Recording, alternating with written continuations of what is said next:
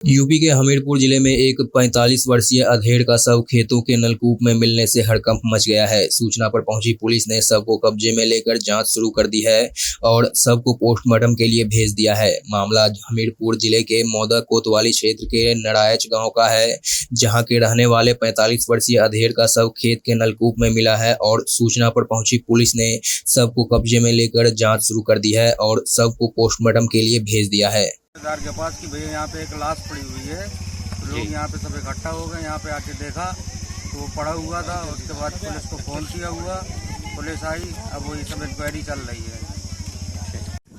आज सुबह मौदा पुलिस को सूचना मिली कि इंद्रपाल अनुरागी की बॉडी यहाँ नगाइच में मिली है। मौदा पुलिस तत्काल मौके पर पहुंची है और इनकी बॉडी यहाँ पे पड़ी हुई थी। बाकी पंचायतनामा और पोस्टमार्टम की कार्रवाई करवाई जाएगी। किस तरह की तहरीर दी गई है? अभी कोई तहरीर प्राप्त नहीं हुई है। ऐसा प्रथम दृष्टया ऐसा प्रतीत हो रहा है कि एक्सेसिव ड्रिंकिंग से इनकी मौत हुई है, लेकिन बाकी बातें पोस्टमार्टम के बाद पता चलेंगी।